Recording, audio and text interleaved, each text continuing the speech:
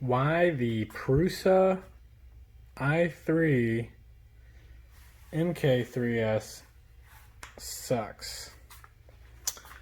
And it's because they ship it with this heat break, which is unique compared to every other 3D printer out there. And I don't understand if they haven't tested this enough to understand how bad of a problem this is, which they have to know.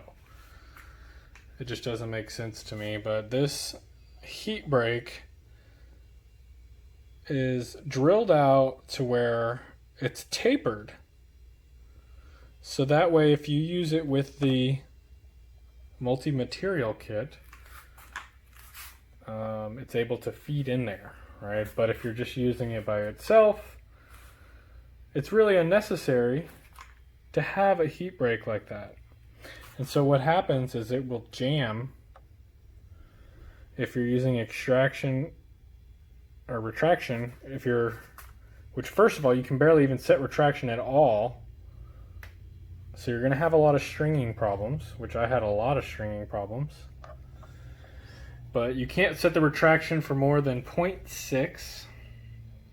And even then, it would still get clogs. But yeah, if you set retraction for more than 0.6, you got stringing and you're trying to eliminate stringing, well, retraction is not going to do that because it's going to jam up as you pull it out because it's tapered.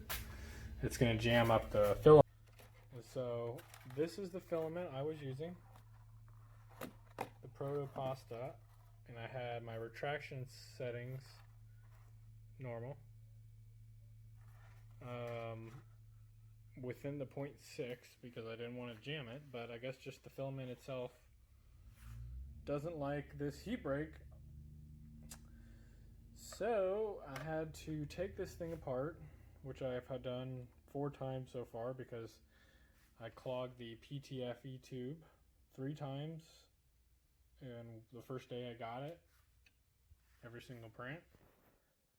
So yeah, really easy to take this thing apart when you know how to do it, but it's kind of tricky at first. But you shouldn't have to do that. From the factory, you spend a premium on this Prusa pile of junk parts and a bunch of 3D printed crappy plastic. That with that much premium, it should at least work, right? No, it doesn't. So I put a Passion 3D heat break in here, which is basically the 3D heat break. Machined a little bit nicer, but it's in there. So just the classic heat break. To take this off, you unscrew the nozzle, unscrew this heat block, and then unscrew the heat break out of the block or the heat sink. Be sure to put the thermal compound on the new heat break that you put in there.